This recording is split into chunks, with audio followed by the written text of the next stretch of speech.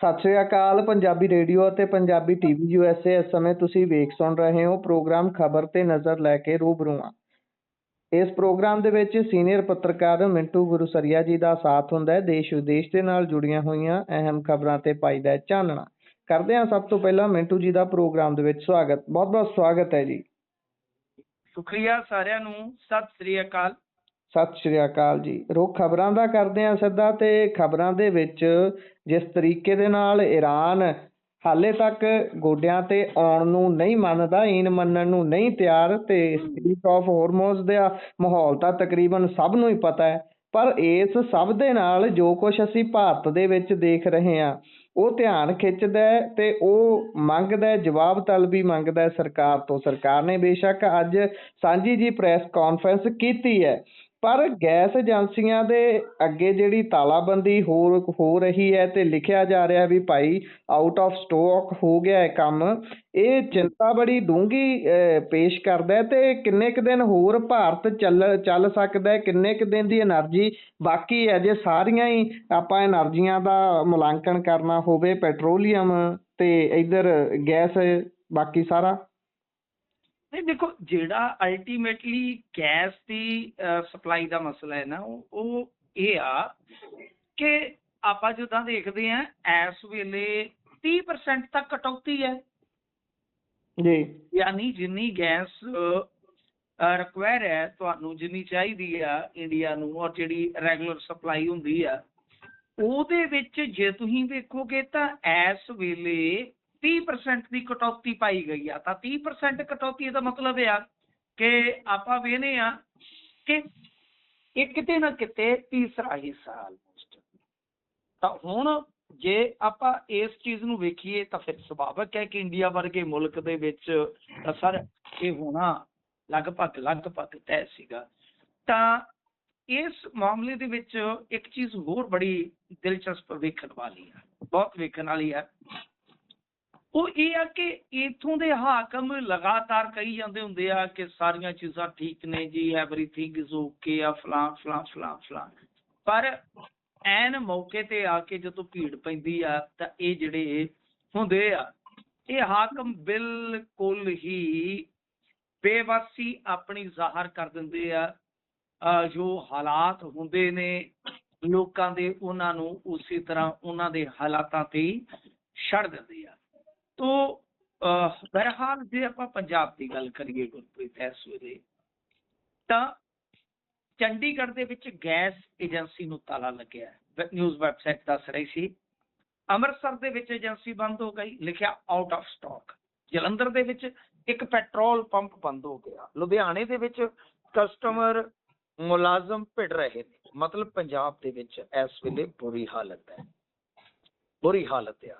ਤਾਂ ਇਹ ਸਾਫ਼ ਹੈ। ਬਠਿੰਡਾ ਦੇ ਵਿੱਚ ਪੜ੍ਹ ਰਿਹਾ ਮੈਂ ਕਿ ਬੁਕਿੰਗ ਐਪ ਹੀ ਨਹੀਂ ਚੱਲ ਰਹੀ। ਤੇ ਜਲੰਧਰ ਦੇ ਵਿੱਚ ਜੇ ਆਪਾਂ ਵੇਖੀਏ ਤਾਂ ਕਮਰਸ਼ੀਅਲ ਸਿਲੰਡਰ ਜਿਹੜੇ ਆ ਉਹਨਾਂ ਦੀ ਬਲੈਕ ਹੋ ਰਹੀ ਹੈ, ਯਾਨੀ ਜਿੱਥੇ ਪ੍ਰਾਪਤ ਹੁੰਦੇ ਆ ਉਹਦੇ ਵਿੱਚ ਰੇਟ ਜਿਹੜਾ ਉਹ ਬਲੈਕ 'ਚ ਕਹਿ ਲਓ ਕਿ ਦਿੱਤਾ ਜਾਂਦਾ ਹੈ। ਮੋਹਾਲੀ ਦੇ ਵਿੱਚ 20 ਦਿਨ ਪਹਿਲਾਂ ਬੁਕਿੰਗ, ਲੇਕਿਨ ਕਹਿੰਦੇ ਕਿ ਸਿਲੰਡਰ ਹੀ ਨਹੀਂ ਮਿਲ ਰਿਹਾ। ਮੋਗਾ ਦੇ ਵਿੱਚ ਸਰਵਰ ਡਾਊਨ ਆ। ਫਾਜ਼ਿਲਕਾ ਦੇ ਵਿੱਚ ਸਪਲਾਈ ਪ੍ਰਭਾਵਿਤ ਆ। ਤਰਨਤਾਰਨ ਦੇ ਵਿੱਚ ਹੁਣ 25 ਦਿਨ ਬਾਅਦ ਸਿਲੰਡਰ ਮਿਲੇਗਾ। ਤੇ ਰੋਪੜ ਦੇ ਵਿੱਚ ਦੱਸ ਰਹੇ ਸੀਗੇ ਕਿ ਛੋਟਾ ਸਿਲੰਡਰ ਵੀ ਜਿਹੜਾ ਉਹ ਮਹਿੰਗਾ ਹੋ ਗਿਆ। ਤਾਂ ਤੁਸੀਂ ਦੇਖ ਲਓ ਕਿ ਲੁਧਿਆਣੇ ਦੇ ਵਿੱਚ ਦੱਸਦੇ ਆ ਕਿ ਜਿੱਦਾਂ ਮੈਰਿਜ ਪੈਲੇਸ ਦੇ ਵਿੱਚ ਉੱਥੇ ਸਿਲੰਡਰ ਨਹੀਂ ਮਿਲ ਰਹੇ। ਹੁਣ ਇਹਦੇ ਵਿੱਚ LPG ਡੀਲਰਸ ਐਸੋਸੀਏਸ਼ਨ ਤੇ ਕਹਿ ਰਹੀ ਆ ਕਿ ਦੇਖੋ ਜੀ, ਘਰੇਲੂ ਗੈਸ ਸਿਲੰਡਰਾਂ ਦੀ ਕੋਈ ਕਮੀ ਨਹੀਂ ਤੇ ਹਰ ਏਜੰਸੀ ਦੇ ਕੋਲ ਸਿਲੰਡਰ ਉਪਲਬਧ ਨੇ। ਉਹਨਾਂ ਨੇ ਦੱਸਿਆ ਕਿ ਪੋਰਟਲ ਤੇ ਬੁਕਿੰਗ ਨਹੀਂ ਦਿਖਣ ਦੇ ਕਾਰਨ ਡਿਲੀਵਰੀ ਦੇ ਵਿੱਚ ਦਿੱਕਤ ਆ ਰਹੀ ਹੈ। ਬਿਨਾਂ ਬੁਕਿੰਗ ਵੈਰੀਫਾਈ ਕੀਤੇ ਕਿਸੇ ਗਾਹਕ ਨੂੰ ਸਿਲੰਡਰ ਨਹੀਂ ਭੇਜਿਆ ਜਾ ਸਕਦਾ। ਹੁਣ ਇਹਨਾਂ ਦੇ ਆਪਣੇ ਤਰਕ ਨੇ ਕਿ ਜੀ ਇਦਾਂ ਹੈ, ਉਦਾਂ ਹੈ। ਪੈਟਰੋਲੀਅਮ ਸਟਾਕ ਤਾਂ ਦੇਖੋ, ਪੈਟਰੋਲ ਤੇ ਹਾਲਾਂਕਿ ਮਿਲ ਰਿਹਾ ਹੈ। ਮੈਂ ਤੁਹਾਨੂੰ ਵਾਰ-ਵਾਰ ਕਹਿੰਦਾ ਕਿ ਇਹ ਅਸਰ ਜਿਹੜਾ 20 ਮਾਰਚ ਤੋਂ ਬਾਅਦ ਤੁਹਾਨੂੰ ਤੁਹਾਡੀ ਲਾਈਫ ਤੇ ਹਰ ਇੱਕ ਬੰਦੇ ਨੂੰ ਦਿਖਣਾ ਸ਼ੁਰੂ ਹੋ ਜਾਏਗਾ ਜੇ ਜੰਗ ਨਾ ਰੁਕਿਆ। ਅਜੇ ਕੁਝ ਨਹੀਂ ਹੈ, ਅਜੇ ਤੇ ਚੱਲੀ ਜਾਂਦਾ ਹੈ ਨਾ ਸਿਸਟਮ। ਤਾਂ ਬਹਰਹਾਲ ਇੰਨਾ ਕੁਝ ਹੋ ਰਿਹਾ, ਸਰਕਾਰ ਕੀ ਕਰ ਰਹੀ। ਹੁਣ ਦੇਖੋ ਆਮ ਆਦਮੀ ਪਾਰਟੀ ਕੋਲ ਤੇ ਸੌਖਾ ਰਸਤਾ ਹੈ ਨਾ, ਉਹ ਤਾਂ ਕਹਿ ਦੇਣਗੇ ਕਿ ਜੀ ਇਹ ਮੋਦੀ ਦੀ ਵਿਦੇਸ਼ ਨੀਤੀ ਫੇਲ ਹੋ ਗਈ ਹੈ। ਮੋਦੀ ਹੋਰੀ ਕੁਝ ਹੋਰ ਕਹਿ ਦੇਣਗੇ, ਉਹ ਕਹਿਣਗੇ ਤਾਲੀ ਵਜਾ ਦਿਓ, ਸਾਰਾ ਕੁਝ ਠੀਕ ਹੋ ਜਾਏਗਾ। ਪਰ ਮੈਂ ਜਿਵੇਂ ਵਾਰ-ਵਾਰ ਕਹਿਣਾ ਹੈ ਕਿ ਤੁਸੀਂ ਇਸ ਜੰਗ ਦੀ ਜੋ ਸ਼ੁਰੂਆਤ ਹੋਈ ਹੈ ਉਹਦੇ ਤੋਂ ਬਖੂਬੀ ਜਾਣਦੇ ਸੀਗੇ, ਜੀ ਤੁਹਾਨੂੰ ਪਤਾ ਸੀਗਾ ਈਰਾਨ ਨੇ ਬੜੀ ਸੋਚੀ ਸਮਝੀ ਨੀਤੀ ਦੇ ਤਹਿਤ ਕੰਮ ਕੀਤਾ ਹੈ। ਉਹਨਾਂ ਨੇ ਨਾ ਸਿਰਫ ਮਿਲਟਰੀ ਤਿਆਰੀ ਕੀਤੀ ਸੀ, ਜੰਗੀ ਤਿਆਰੀ ਉਹਨਾਂ ਦੀ ਆਲਾ ਸੀ, ਬਲਕਿ ਗੁਰਪ੍ਰੀਤ ਕਿਵੇਂ ਦੁਨੀਆ ਦੀ ਇਹ ਜਿਹੜੀ ਐਨਰਜੀ ਹੈ ਉਸਨੂੰ ਕੱਟਣਾ ਹੈ, ਕਿਵੇਂ ਡੋਨਲਡ ਟਰੰਪ ਦੀ ਧੌਣ ਫਸਾ ਦੇਣੀ ਹੈ, ਉਹਨਾਂ ਨੇ ਸਭ ਕੁਝ ਸੋਚਿਆ ਸੀ। ਸਟ੍ਰੇਟ ਆਫ ਹਾਰਮੂਜ਼ ਐਵੇਂ ਨਹੀਂ ਬੰਦ ਹੋ ਗਿਆ, ਐਵੇਂ ਨਹੀਂ ਜਹਾਜ਼ ਉਡਾਏ ਜਾ ਰਹੇ, ਐਵੇਂ ਨਹੀਂ ਵਾਰਨ ਕੀਤਾ ਜਾ ਰਿਹਾ ਕਿ ਜਿਹੜਾ ਇੱਧਰ ਦੀ ਲੰਘਿਆ ਸਮਝ ਲਓ ਟੰਗਿਆ, ਐਵੇਂ ਨਹੀਂ ਹੈ। ਉਹ ਬਿਲਕੁਲ ਸੋਚੀ ਸਮਝੀ ਨੀਤੀ ਦੇ ਤਹਿਤ ਹੈ। ਰਸ਼ੀਆ ਤੇ ਚਾਈਨਾ ਬਹੁਤ ਜ਼ਿਆਦਾ ਉਹਨਾਂ ਦੀ ਇਮਦਾਦ ਕਰ ਰਿਹਾ, ਤਾਂ ਇੱਕ ਪਾਸੇ ਗੈਸ, ਦੂਜੇ ਪਾਸੇ ਤੇਲ, ਕਿਉਂਕਿ ਸੋਚ ਸਮਝ ਕੇ ਹੀ ਉਹਨਾਂ ਨੇ ਰਿਫਾਈਨਰੀਆਂ ਉਡਾ ਦਿੱਤੀਆਂ, ਤੇਲ ਦੇ ਖੂਹ ਬੰਦ ਹੋ ਗਏ। ਜਦੋਂ ਦੇਖੋ ਜਿਹੜਾ ਕੁਵੈਤ ਵਰਗਾ ਮੁਲਕ ਆ, ਉਹਨਾਂ ਦਾ ਤੇਲ ਜਿਹੜਾ ਹੈ ਸਰ ਉਹ ਇੰਨਾ ਵੱਧ ਗਿਆ ਕਿ ਉਹਨਾਂ ਨੂੰ ਖੂਹ ਬੰਦ ਕਰਨੇ ਪਏ। ਕਿਉਂ? ਕਿਉਂਕਿ ਉਹਨਾਂ ਕੋਲ ਇੱਕ ਗੈਲਨ ਵੀ ਹੋਰ ਤੇਲ ਧਰਨ ਦੀ ਜਗ੍ਹਾ ਹੀ ਨਹੀਂ ਬਚੀ, ਤੇਲ ਗਾਂ ਜਾ ਰਿਹਾ ਨਹੀਂ।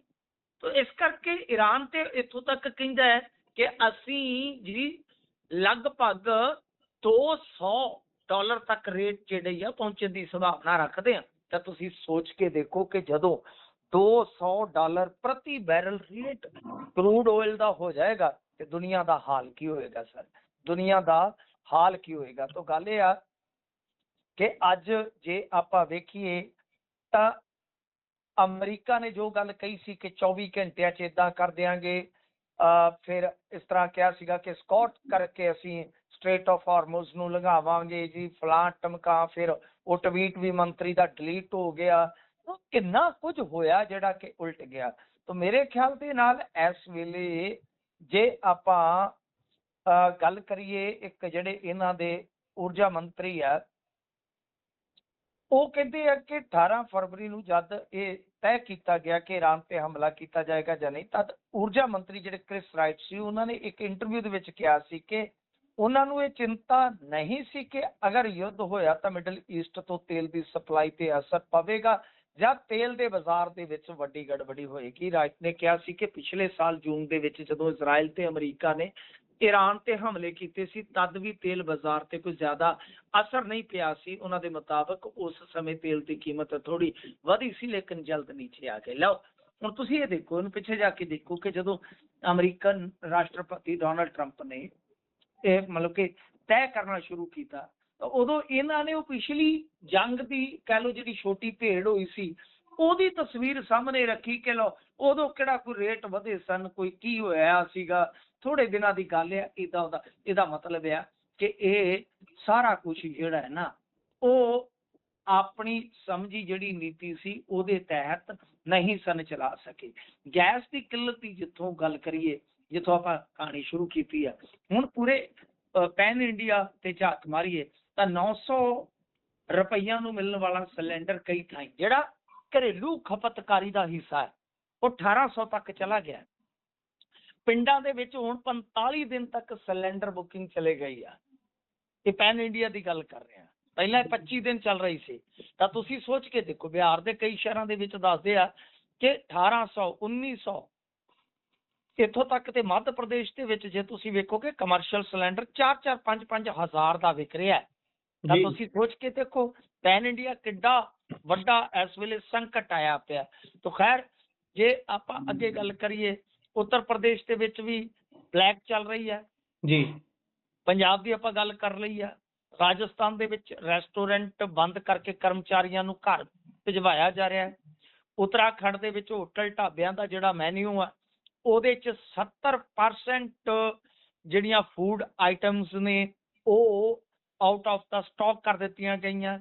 ਹਰਿਆਣੇ ਦਾ LPG ਸਟਾਕ ਜਿਹੜਾ ਲਗਾਤਾਰ ਘਟ ਰਿਹਾ ਹੈ, OTP ਨਹੀਂ ਆ ਰਿਹਾ। ਤਾਂ ਮਤਲਬ ਤੁਸੀਂ ਸੋਚ ਕੇ ਦੇਖੋ ਕਿ ਆਪਣੇ ਪੂਰੇ ਇੰਡੀਆ ਦੇ ਵਿੱਚ ਹੀ ਇਸ ਵੇਲੇ ਹਾਹਾਕਾਰ ਮਚੀ ਹੋਈ ਆ। घरेलू LPG उत्पादन जो कल तक 25% ਵਧਣ ਦੀ ਗੱਲ ਕੀਤੀ ਜਾ ਰਹੀ ਸੀ, ਹੁਣ ਉਹਨੂੰ 28% ਵਧਾਇਆ ਜਾ ਰਿਹਾ ਹੈ। ਤਾਂ ਉੱਥੇ ਦੇਸ਼ ਭਰ ਦੇ ਵਿੱਚ ਲਗਭਗ 1 ਲੱਖ ਪੈਟਰੋਲ ਪੰਪ ਇਸ ਵੇਲੇ ਚਾਲੂ ਆ ਤੇ ਇਹ ਸਰਕਾਰ ਕਹਿੰਦੀ ਹੈ ਕਿ ਕਿਤੇ ਵੀ ਸਟਾਕ ਖਤਮ ਹੋਣ ਦੀ ਖਬਰ ਨਹੀਂ ਹੈ। ਪਰ ਤੁਹਾਡੇ ਸਾਹਮਣੇ ਮੈਂ ਕਿੰਨੀਆਂ ਰਿਪੋਰਟਾਂ ਦੱਸ ਦਿੱਤੀਆਂ ਨੇ ਕਿ ਇਸ ਵੇਲੇ ਸੂਰਤ ਹਾਲ ਇਹ ਆ ਕਿ ਸਰਕਾਰ ਜਿਵੇਂ ਮਰਜ਼ੀ ਕਹੀ ਜਾਵੇ ਕਿ ਅਸੀਂ ਰੋਜ਼ਾਨਾ 50 ਲੱਖ ਸਿਲੰਡਰ ਵੰਡ ਰਹੇ ਹਾਂ ਜੀ, ਇਹ ਹੈ ਫਲਾਂ ਹੈ ਟਮਕਾ ਹੈ, ਪਰ ਜਦੋਂ ਗਰਾਊਂਡ ਤੇ ਜਾ ਕੇ ਤੁਸੀਂ ਦੇਖਦੇ ਹੋ ਤਾਂ ਸਮੱਸਿਆਵਾਂ ਦੇ ਅੰਬਾਰ ਲੱਗੇ ਪਏ ਨੇ।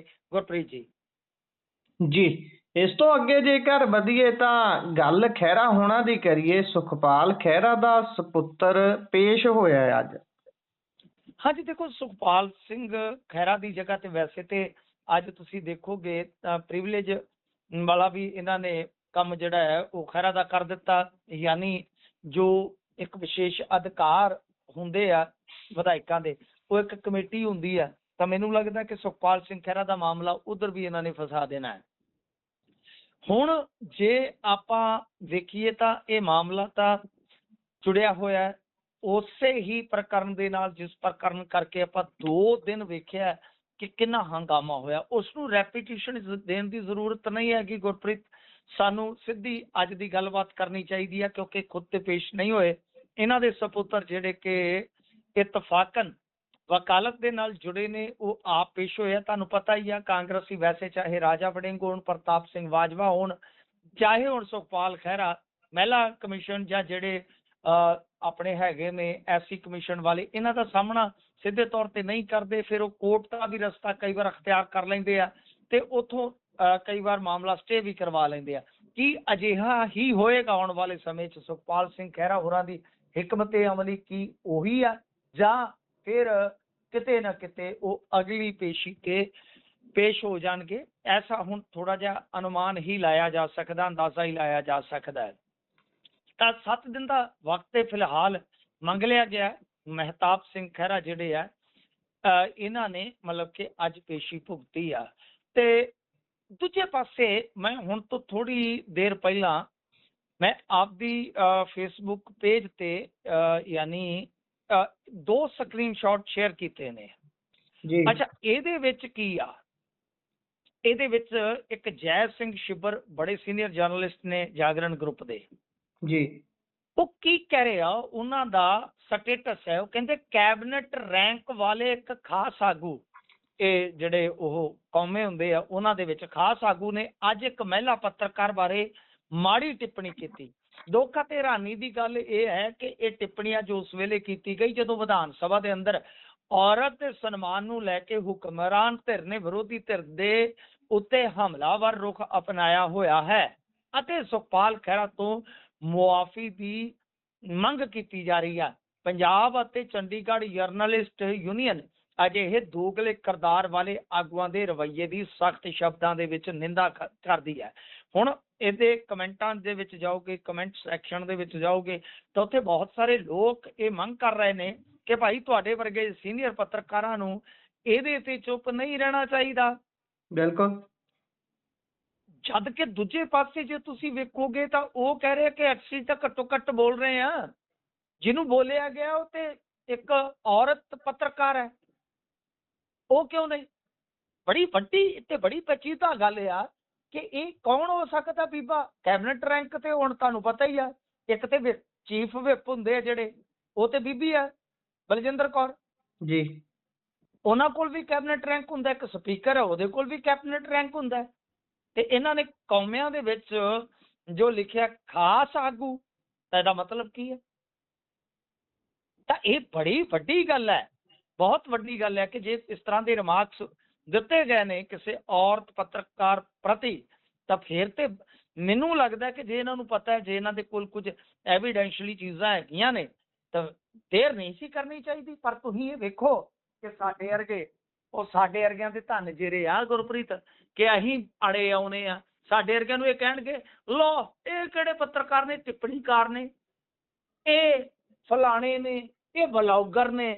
ਉਹ ਸਰ ਸਾਡੇ ਕੋਲ ਕਿਤੇ ਹੁੰਦੀ ਨਾ ਮਾੜੀ ਮੋਟੀ ਵੀ ਤਥਾਤਮਕ ਤੌਰ ਤੇ ਜਾਣਕਾਰੀ, ਤੇ ਹੁਣ ਨੂੰ ਇਹ ਬੀਬਾ ਬੰਦਾ ਜਿਹੜਾ ਠੋਕਿਆ ਹੁੰਦਾ ਅਸੀਂ ਆਪਾਂ ਇਹ ਵੀ ਕਹਿੰਦੇ ਆ ਜੇ ਪੜਦੇ ਨਾਲ ਜਾਣਕਾਰੀ ਸਾਂਝੀ ਕਰਨਾ ਚਾਹੁੰਦੇ ਨੇ ਕੋਈ ਅਸੀਂ ਸਾਨੂੰ ਦੱਸੋ ਜੀ। ਬਿਲਕੁਲ ਬਿਲਕੁਲ, ਇਹ ਵੀ ਗੱਲ ਨਾਲ ਹੀ ਰੱਖ ਦਿਓ। ਕਿਉਂਕਿ ਸਾਡੇ ਕੋਲ ਚੰਡੀਗੜ੍ਹ ਦੇ ਵਿੱਚ ਕੋਠੀ ਥੋੜੀ ਹੈ ਸਰਕਾਰੀ, ਸਾਡੇ ਕੋਲ ਇਹਨਾਂ ਦੇ ਦਿੱਤੇ ਕਾਰਡ ਥੋੜੀ ਆ, ਅਸੀਂ ਵਰਤਦੇ ਥੋੜੀ ਆ, ਸਾਡੇ ਕੋਲ ਇਹਨਾਂ ਦੀਆਂ ਦਿੱਤੀਆਂ ਸਹੂਲਤਾਂ ਤੇ ਸਸਤੀ ਸ਼ਰਾਬ ਥੋੜੀ ਆ।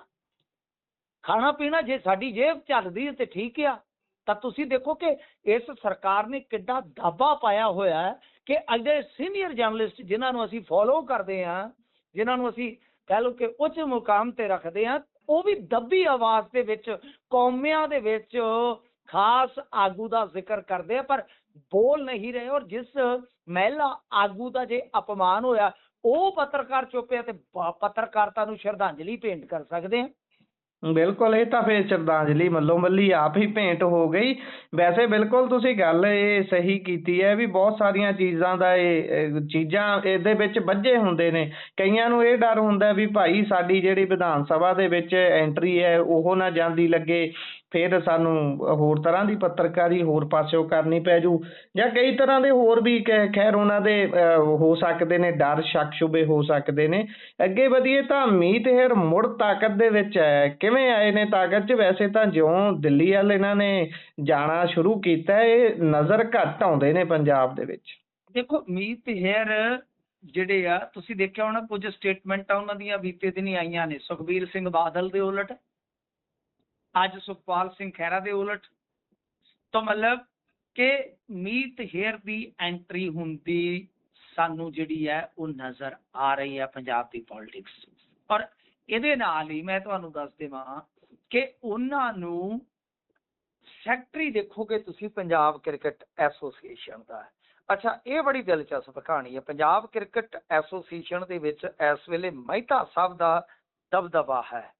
ਠੀਕ ਹੈ ਜੀ, ਮਹਿਤਾ ਸਾਹਿਬ ਇਤਫਾਕਨ ਕਹਿ ਲਓ ਕਿ ਏਡੇ ਅਹੁਦੇ ਤੇ ਪਹੁੰਚੇ ਆ।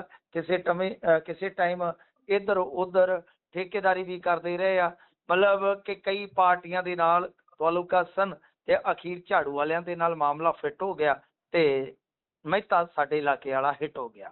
ਅੱਛਾ, ਹੁਣ ਉਹ ਤੋਂ ਬਾਅਦ ਤੁਹਾਨੂੰ ਪਤਾ ਹਰਭਜਨ ਸਿੰਘ ਪੀਸੀਏ ਦੇ ਵਿੱਚ ਇੱਕ ਬੜਾ ਜ਼ੋਰ ਰੱਖਦੇ ਆ ਜੀ, ਤੇ ਕਿਸੇ ਸਮੇਂ ਇਸ ਪੀਸੀਏ ਦਾ ਸਾਰਾ ਜਿਹੜਾ ਬਈ ਕੰਮਕਾਰ ਹੁੰਦਾ ਸੀ ਉਹ ਹੁੰਦਾ ਸੀ ਗੁਪਤਿਆਂ ਕੋਲ। ਗੁਪਤਾ ਬੋਲੇ ਤਾਂ ਕੌਣ? ਟਰਾਈਡੈਂਟ ਵਾਲੇ, ਬਰਨਾਲਾ ਵਾਲੇ ਜੀ। ਚਾਹੇ ਅਕਾਲੀ ਦਲ ਹੋਵੇ ਤੇ ਚਾਹੇ ਕਾਂਗਰਸ ਸਰਕਾਰ ਹੋਵੇ, ਬੱਲੇ ਬੱਲੇ ਰਹੀ ਆ ਗੁਪਤਾ ਸਾਹਿਬ। ਤੇ ਕਮਾਲ ਇਹ ਹੋ ਗਈ ਕਿ ਜਦੋਂ ਕੁਲਵੰਤ ਸਿੰਘ ਮੁਹਾਲੀ ਵਾਲਿਆਂ ਨੇ ਅਸਤੀਫਾ ਦੇ ਦਿੱਤਾ, ਔਰ ਉਹਨਾਂ ਨੇ ਅਸਤੀਫਾ ਕਿਉਂ ਦਿੱਤਾ ਮੇਰੇ ਕੋਲ ਇਹ ਵੀ ਵਜ੍ਹਾ ਹੈ, ਕਿਉਂਕਿ ਉਹ ਬਿਜ਼ਨਸਮੈਨ ਨੇ ਤੇ ਜਿੰਨੀ ਕੁ ਮੈਨੂੰ ਜਾਣਕਾਰੀ ਹੈ, ਜਦੋਂ ਉਹਨਾਂ ਵੇਖਿਆ ਕਿ ਬਈ ਬਥੇਰਾ ਕੁਛ ਇੱਥੇ ਇਹੋ ਜਿਹਾ ਚੱਲਦਾ ਹੈ ਜਿਹੜਾ ਕੱਲ ਨੂੰ ਜਾਂਚ ਪੜਤਾਲ ਦਾ ਵਿਸ਼ਾ ਬਣ ਸਕਦਾ, ਵੇਖਿਓ ਕਿਤੇ ਵੇਖਿਓ ਉਹ ਕਿਤੇ ਅੱਗ ਨਾ ਲਾ ਦਿਓ। ਇੱਕ ਗਾਣਾ ਆਉਂਦਾ ਹੁੰਦਾ ਸੀ ਜੀ, ਦੂਰਦਰਸ਼ਨ ਤੇ ਲਿਸ਼ਕਾਰਾ 'ਚ, ਤੇ ਉਹਦਾ ਹੀ ਕਿਤੇ ਵੇਖਿਓ ਕਿਤੇ ਹੋਰ ਨਾ ਸਿਆਪਾ ਪਾ ਦਿਓ। ਉਹਦੇ ਪਾਸੇ ਹੋ ਗਏ। ਉਹ ਜਿਹੜਾ ਅਹੁਦਾ ਖਾਲੀ ਸੀ ਉਹਦੇ ਵਾਸਤੇ ਨੋਮੀਨੇਟ ਕੀਤਾ ਗਿਆ ਗੁਰਦਾਸਪੁਰ ਕ੍ਰਿਕਟ ਐਸੋਸੀਏਸ਼ਨ ਵੱਲੋਂ ਮੀਤ ਹੇਰ ਨੂੰ। ਮੀਤ ਹੇਰ ਦੀ ਨੋਮੀਨੇਸ਼ਨ ਜਿਹੜੀ ਹੋਈ ਆ ਉਹ ਬੜੀ ਮਤਲਬ ਕਿ ਦਿਲਚਸਪ ਢੰਗ ਦੇ ਨਾਲ ਹੋਈ ਆ। ਕਿਉਂਕਿ ਇਹ ਵੀ ਸੁਣਨ ਦੇ ਵਿੱਚ ਆਇਆ ਕਿ ਮਹਿਤਾ ਸਾਹਿਬ ਨੇ ਕਾਫੀ ਬੁਰਾ ਮਨਾਇਆ, ਪਰ ਜਿੰਨੀ ਕੁ ਮੇਰੀ ਅੰਦਰੂਨੀ ਜਾਣਕਾਰੀ ਹੈ, ਕਿਉਂਕਿ ਤੁਹਾਨੂੰ ਯਾਦ ਹੋਣਾ ਹਰਭਜਨ ਸਿੰਘ ਦਾ ਵੀ ਮਾਮਲਾ ਮੈਂ ਕੱਢ ਕੇ ਲਿਆਂਦਾ ਸੀ ਵਿਦ ਡਾਕੂਮੈਂਟਸ ਕਿ ਉਹਨਾਂ ਦੇ ਕਿਵੇਂ ਰਿਸ਼ਤੇਦਾਰ ਲਾਹਾ ਲੈ ਰਹੇ ਨੇ, ਕਿਵੇਂ ਮਤਲਬ ਕਿ ਉਹਨਾਂ ਦੇ ਜਿਹੜੇ ਭਣਵਈਏ ਆ ਗਾਂ ਉਹਨਾਂ ਦੇ ਬਾਲ ਬੱਚੇ ਜਿਹੜੇ ਆ ਉਹ ਸਾਰੇ ਹੀ ਇਹਨਾਂ ਨੇ ਲਾਈਫ ਟਾਈਮ ਮੈਂਬਰ ਬਣਾਏ ਹੋਏ ਆ। ਯਾਨੀ ਪਿਛਲੇ ਸਾਲ ਮੈਂ ਉਹਦੇ ਤੇ ਲਗਾਤਾਰ 2-3 ਸਟੋਰੀਆਂ ਕਰੀਆਂ ਸਨ। ਤਾਂ ਮਤਲਬ ਕਿ ਮੈਨੂੰ ਜਿੰਨਾ ਕੁ ਪੰਜਾਬ ਕ੍ਰਿਕਟ ਐਸੋਸੀਏਸ਼ਨ ਬਾਰੇ ਪਤਾ ਹੈ, ਤਾਂ ਇਹ ਜਿਹੜੀ ਐਂਟਰੀ ਹੋਈ ਆ ਔਰ ਬਿਨਾਂ ਮੁਕਾਬਲੇ ਲਗਭਗ ਮੀਤ ਹੇਰ ਦਾ ਚੁਣਿਆ ਜਾਣਾ ਤੈਅ ਆ, ਇਹ ਸਿਰਫ ਤੇ ਸਿਰਫ ਹੋਈ ਆ ਗੁਪਤਿਆਂ ਕਰਕੇ, ਕਿਉਂਕਿ ਉਹਨਾਂ ਦੀ ਆਮ ਆਦਮੀ ਪਾਰਟੀ 'ਚ ਐਂਟਰੀ ਹੋ ਚੁੱਕੀ ਹੈ। ਰਜਿੰਦਰ ਗੁਪਤਾ ਤੁਹਾਨੂੰ ਪਤਾ ਹੀ ਹੈ ਇਸ ਸਮੇਂ ਉਹ ਰਾਜ ਸਭਾ ਮੈਂਬਰ ਨੇ। ਸੋ ਜਦੋਂ ਇਹਨਾਂ ਦੀ ਐਂਟਰੀ ਹੋਈ ਸੀ ਮੈਂ ਉਸ ਵੇਲੇ ਹੀ ਕਿਹਾ ਸੀਗਾ ਕਿ ਰਜਿੰਦਰ ਗੁਪਤਾ ਬਹੁਤ ਮਤਲਬ ਕਿ ਚੁੱਪ ਰਹਿਣ ਵਾਲੇ ਲੀਡਰ ਆ, ਪਰ ਉਹ ਚੁੱਪ ਰਹਿ ਕੇ ਉਹ ਕਰਦੇ ਆ ਜਿਹੜੀਆਂ ਕਿ ਚੀਕਾਂ ਪੈਣ ਵਾਲੀ ਗੱਲ ਹੁੰਦੀ ਆ ਕਈ ਵਾਰ। ਸੋ ਉਹਨਾਂ ਨੇ ਚੁੱਪ ਰਹਿ ਕੇ ਚੀਕਾਂ ਪਵਾ ਦਿੱਤੀਆਂ। ਤਾਂ ਤੁਸੀਂ ਸਮਝ ਸਕਦੇ ਹੋ, ਮੈਂ ਤੁਹਾਨੂੰ ਕਹਾਣੀ ਦਾ ਲੱਭੋ ਲੁਭਾਵ ਮੋਟੇ ਤੌਰ ਤੇ ਦੱਸ ਦਿੱਤਾ ਹੈ ਕਿ ਇੱਕ ਧੜਾ ਜਿਹੜਾ ਕਿ ਸਾਰਾ ਕੰਮ ਸਾਂਭੀ ਬੈਠਾ ਸੀ, ਉਹਦੇ ਬਰੋਬਰ ਕਹਿ ਲਓ ਹਿੱਕ ਤੇ ਦੀਵਾ ਬਾਲਤਾ ਕਿ ਮੀਤ ਹੇਅਰ ਨੇ। ਮੀਤ ਹੇਅਰ ਦੇ ਪਿੱਛੇ ਇਹ ਵੀ ਇਤਫਾਕਨ ਬਰਨਾਲੇ ਤੋਂ ਆਉਂਦੇ ਆ, ਟਰਾਈਡੈਂਟ ਵਾਲੇ ਵੀ ਬਰਨਾਲਿਓਂ। ਤਾਂ ਮਤਲਬ ਕਿ ਕਹਾਣੀ ਸਾਫ਼ ਆ, ਕਹਾਣੀ ਸ਼ੀਸ਼ੇ ਵਾਂਗੂ ਬਿਲਕੁਲ ਚਮਕਦੀ ਪਈ ਆ। ਔਰ ਜਦੋਂ ਇਸ ਵੇਲੇ ਚੰਨ ਚਮਕਦਾ ਹੋਏਗਾ, ਤੁਹਾਨੂੰ ਦੀ ਜਾਣਕਾਰੀ ਲਈ ਦੱਸ ਦੇਵਾਂ, ਇਸ ਵੇਲੇ ਇੱਕ ਡਿਨਰ ਚੱਲ ਰਿਹਾ ਅਰੋੜਾ ਜੀ ਦੀ ਰਹਿائش ਤੇ। ਅਰੋੜਾ ਜੀ ਬੋਲੇ ਕੌਣ? ਲੁਧਿਆਣੇ ਵਾਲੇ ਅਰੋੜਾ, ਜਿਹੜੇ ਹਰੇਕ ਰੋੜਾ ਰਾਹ ਚੋਂ ਚੁੱਕ ਦਿੰਦੇ ਆ, ਕਹਿੰਦੇ ਸੱਪ ਨਿਕਲ ਸਕਦਾ, ਕੋਈ ਸੱਪ ਨਿਕਲ ਸਕਦਾ ਹੈ। ਤੋ ਇਹ ਜਿਹੜੀ ਡਿਨਰ ਡਿਪਲੋਮੈਸੀ ਹੁੰਦੀ ਹੈ, ਅਰਵਿੰਦ ਕੇਜਰੀਵਾਲ ਆਏ ਹੋਏ ਨੇ ਦਰਬਾਰ ਸਾਹਿਬ ਮੱਥਾ ਟੇਕ ਕੇ, ਅਰੋੜਾ ਸਾਹਿਬ ਦੀ ਰਹਿائش ਤੇ ਡਿਨਰ ਹੋ ਰਿਹਾ। ਕੋਈ ਨਾ ਕੋਈ ਫੈਸਲਾ ਵੀ ਹੋ ਸਕਦਾ ਕਿ ਸਾਡੇ ਸਾਹਮਣੇ ਆ ਜਾਵੇ। ਪਰ ਮੀਤ ਹੇਅਰ ਦੀ ਐਂਟਰੀ ਜਿਹੜੀ ਹੈ ਪੰਜਾਬ ਦੀ ਰਾਜਨੀਤੀ 'ਚ ਫਿਲਹਾਲ ਕ੍ਰਿਕਟ ਦੇ ਜ਼ਰੀਏ, ਕ੍ਰਿਕਟ ਦੀ ਪਿੱਚ ਤੇ ਹੋ ਗਈ। ਅੱਛਾ, ਇਹ ਤੁਸੀਂ ਗੱਲ ਛੇੜੀ ਹੈ ਗੁਪਤਿਆਂ ਦੀ, ਪਰ ਗੁਪਤਾ ਸਾਹਿਬ ਉਧਰ ਰਾਜ ਸਭਾ ਦੇ ਵਿੱਚ ਕਿੱਦਾਂ ਦਾ ਪਰਫਾਰਮ ਕਰ ਰਹੇ ਨੇ? ਪਹੁੰਚੇ ਨੇ, ਉੱਥੇ ਹਾਜ਼ਰੀ ਲੱਗੀ ਹੈ, ਕੋਈ ਗੱਲ ਤੋਰੀ ਹੈ ਇਹਨਾਂ ਨੇ ਕਿ ਬਸ ਉਹੀ ਹੀ ਹੈ ਕੰਮ, ਆਇਆ ਗਿਆ ਹੀ ਹੈ? ਨਹੀਂ ਦੇਖੋ, ਉਹਨਾਂ ਦਾ ਉਹ ਤਾਂ ਹੈਗੇ ਨੇ ਮੌਜ ਮਸਤੀ ਵਾਲੇ ਨੇ। ਤੁਸੀਂ ਕੋਈ, ਮੈਨੂੰ ਨਹੀਂ ਲੱਗਦਾ ਸਪੀਚ ਕਿਤੇ ਨਾ, ਮੈਂ ਇਮਾਨਦਾਰੀ ਨਾਲ ਕਹਾਂ ਹਾਜ਼ਰੀ ਚੈੱਕ ਕੀਤੀ ਉਹਨਾਂ ਦੀ, ਕਿਉਂਕਿ ਉਹਨਾਂ ਨੂੰ ਤਾਂ ਚੁਣੇ ਹੋਏ ਨੂੰ ਥੋੜਾ ਸਮਾਂ ਹੋਇਆ, ਠੀਕ ਹੈ ਜੀ। ਨਾ ਉਹਨਾਂ ਨੇ ਕੋਈ ਸਵਾਲ ਪੁੱਛਿਆ, ਨਾ ਮੈਨੂੰ ਇਹਦੇ ਬਾਰੇ ਜਾਣਕਾਰੀ ਆ। ਪਰ ਮੈਨੂੰ ਜਿਹੜੀ ਉਹਨਾਂ ਦੀ ਪੰਜਾਬ ਦੇ ਵਿੱਚ ਕੰਮ ਕਰਨ ਦੀ ਢੰਗ ਹੈ, ਉਹਦੀ ਜਾਣਕਾਰੀ ਪੂਰੀ ਆ ਕਿ ਉਹ ਜਿੱਦਾਂ ਕਰਦੇ ਆ। ਉਹ ਚੁੱਪ ਰਹਿ ਕੇ ਆਪਦਾ ਕੰਮ ਜਿਹੜਾ ਉਹਨਾਂ ਦਾ ਮੇਨ ਤੇ ਪੰਜਾਬ ਕ੍ਰਿਕਟ ਐਸੋਸੀਏਸ਼ਨ ਦਾ ਸੀ, ਕਿਉਂਕਿ ਉਹਨਾਂ ਨੂੰ ਬਾਹਰ ਕਰ ਦਿੱਤਾ ਗਿਆ ਸੀਗਾ। ਕਈ ਸਾਲ ਉਹਨਾਂ ਨੇ PCA ਸੰਭਾਲਿਆ, ਉਹਨਾਂ ਦੀ ਅਗਵਾਈ ਦੇ ਵਿੱਚ PCA ਨੇ ਅੱਛਾ ਕੰਮ ਵੀ ਕੀਤਾ। ਇਸ ਕਰਕੇ ਮੇਨ ਉਹਨਾਂ ਦਾ ਕੰਮ ਇਹੋ ਹੀ ਸੀਗਾ ਕਿ ਉਹਨਾਂ ਨੇ PCA ਦੇ ਵਿੱਚ ਹੀ ਪੈਰ ਧਰਨਾ ਸੀਗਾ। ਸੋ ਕਹਿ ਲਓ ਕਿਤੇ ਨਾ ਕਿਤੇ ਮੀਤ ਹੇਅਰ ਦੇ ਜ਼ਰੀਏ ਉਹਨਾਂ ਦੀ ਐਂਟਰੀ ਹੋ ਚੁੱਕੀ ਆ। ਉੱਥੇ ਰਾਜ ਸਭਾ 'ਚ ਉਹਨਾਂ ਦੀ ਐਂਟਰੀ ਹੋਈ ਹੈ ਕਿ ਨਹੀਂ ਹੋਈ, ਮੈਂ ਤੇ ਨਾ ਕਦੇ ਉਹਨਾਂ ਦੀ ਸਪੀਚ ਸੁਣੀ ਆ, ਨਾ ਕਦੇ ਕੋਈ ਸਵਾਲ ਸੁਣਿਆ। ਇਹ ਵੀ ਜਾਂਚ ਦਾ ਵਿਸ਼ਾ। ਫਿਰ ਸਟੋਰੀ ਤਾਂ ਇਹ ਵੀ ਬਣਦੀ ਹੈ ਵੀ ਦੇਖੀਏ ਭਾਈ, ਜਿਹੜੇ ਨਵੇਂ ਭੇਜੇ ਨੇ ਸੱਜਣ, ਉਹਨਾਂ ਦਾ ਕੀ ਹਾਲ ਹੈ, ਉੱਥੇ ਦਿੱਲੀ ਜਾ ਕੇ ਬੈਠਦੇ ਨੇ ਜਾਂ ਨਹੀਂ। ਤੇ ਅੱਗੇ ਵਧੀਏ ਤਾਂ ਉਧਰ ਕੇਜਰੀਵਾਲ ਸਾਹਿਬ ਹੁਣੀ ਵੀ ਅੱਜ ਤਸਵੀਰਾਂ ਦੇਖ ਰਿਹਾ ਸੀ, ਦਰਬਾਰ ਸਾਹਿਬ ਨਤਮਸਤਕ ਹੋਏ ਨੇ। ਕਿਸੇ ਖਾਸ ਵਜ੍ਹਾ ਕਾਰਨ ਆਏ ਨੇ ਜੀ?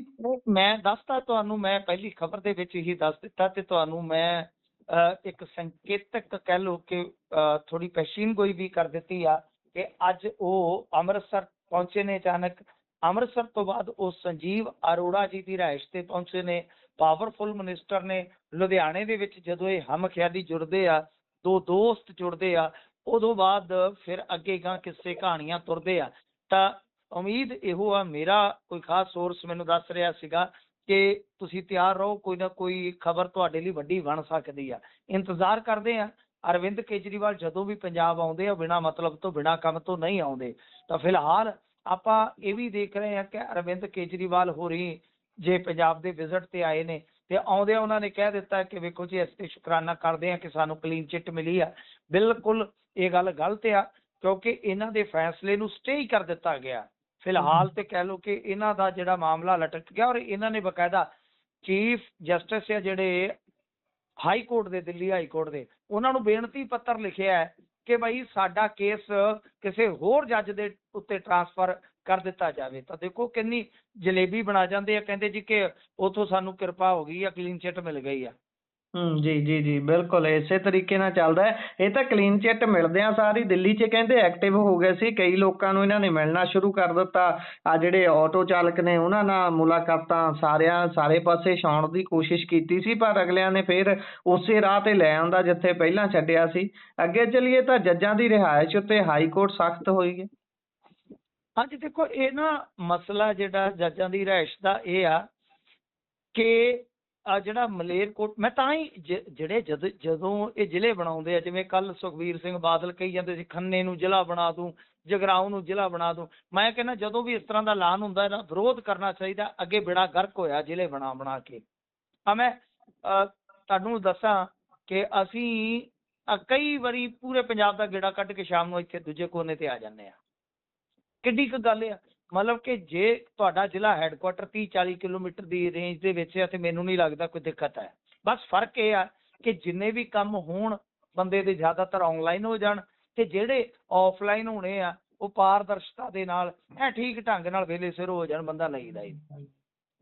ਤਾਂ ਗੱਲ ਇਹ ਆ ਕਿ ਜ਼ਿਲ੍ਹੇ ਬਣਾਈ ਜਾਣੇ, ਵੋਟ ਬੈਂਕ ਪੱਕਾ ਕਰੀ ਜਾਣਾ, ਤੇ ਅਖੀਰ ਫਿਰ ਤੁਹਾਨੂੰ ਇੱਕ ਜ਼ਿਲ੍ਹਾ ਹੈਡਕੁਆਟਰ ਬਣਾਓਗੇ ਤਾਂ ਕਿਤੇ ਨਾ ਕਿਤੇ ਉੱਥੇ ਸਾਰੇ ਪ੍ਰਬੰਧ ਕਰਨੇ ਪੈਂਦੇ ਆ। ਇਹ ਮਲੇਰਕੋਟਲੇ ਦਾ ਜ਼ਿਲ੍ਹਾ ਬਣਾਇਆ ਹੀ ਇਹਨਾਂ ਨੇ, ਜੀ ਜੱਜਾਂ ਦੀ ਰਿਹਾਇਸ਼ ਦਾ ਰੌਲਾ ਪੈ ਗਿਆ। ਅੱਛਾ, ਕਮਾਲ ਇਹ ਆ ਕਿ ਉੱਥੇ ਵਿਚਾਰੇ ਪੁਲਿਸ ਅਫਸਰ ਨੇ ਬੜੀ ਵਧੀਆ ਰਿਹਾਇਸ਼ ਬਣਾਈ ਸੀ, ਤਿਆਰ ਕਰਵਾਈ ਸੀ, ਉਹਦੀ ਰਿਹਾਇਸ਼ ਵੀ ਖਾਲੀ ਕਰਵਾ ਲਈ। ਪਰ ਹਾਲੇ ਵੀ ਹਾਈ ਕੋਰਟ ਸਖਤ ਦਾ ਸਖਤ ਆ। ਹਾਈ ਕੋਰਟ ਤੇ ਕੋਈ ਰਾਹਤ ਵੈਸੇ ਵੀ ਪੰਜਾਬ ਸਰਕਾਰ ਨੂੰ ਤੇ ਮਾੜੀ ਮੋਟੀ ਉਹ ਕਹਿ ਲਓ ਕਿ ਦਿੰਦਾ ਹੀ ਨਹੀਂ, ਕਿਸੇ ਵੀ ਮਾਮਲੇ ਦੇ ਵਿੱਚ ਉਹ ਤੇ ਪੂਰੀ ਚੂੜੀ ਟਾਈਟ ਕਰ ਦਿੰਦਾ ਹੈ। ਤਾਂ ਇਹ ਮਾਮਲਾ ਜਿਹੜਾ ਹੈ ਉਹ ਕਹਿ ਸਕਦੇ ਆਪਾਂ ਕਿ ਇਸੇ ਮਲੇਰਕੋਟਲੇ ਵਾਲੇ ਮਾਮਲੇ ਦੇ ਵਿੱਚ ਹੀ ਅੱਗੇ ਤੁਰਦਾ ਹੈ। ਹੁਣ DC SSP ਦੇ ਸਰਕਾਰੀ ਜਿਹੜੇ ਹੈਗੇ ਨੇ ਰਿਹਾਇਸ਼ਾਂ ਉਹ ਖਾਲੀ ਕਰਵਾ ਕੇ ਦਿਓ ਕਹਿੰਦੇ ਆ। ਹਾਈ ਕੋਰਟ ਨਾਰਾਜ਼ ਆ, ਕਿਹਾ ਕਿ DC SSP ਦੇ ਸਰਕਾਰੀ ਜਿਹੜੇ ਬੰਗਲੇ ਉਹ ਖਾਲੀ ਕਰਾਓ। ਚੀਫ ਸੈਕਟਰੀ ਤੋਂ ਹਲਫਨਾਮਾ ਮੰਗਿਆ। ਹਾਈ ਕੋਰਟ ਨੇ ਕਿਹਾ ਕਿ ਜਦ DC ਤੇ SSP ਨੂੰ ਸਰਕਾਰੀ ਮਕਾਨ ਮਿਲਦੇ ਆ ਤਾਂ ਸੈਸ਼ਨ ਜੱਜਾਂ ਨੂੰ ਕਿਰਾਏ ਦੇ ਘਰਾਂ ਤੇ ਕਿਉਂ ਰਹਿਣਾ ਪਵੇ। ਆਹ ਹੁੰਦੀ ਹੈ ਸਮੱਸਿਆ ਬੇਸਿਕ।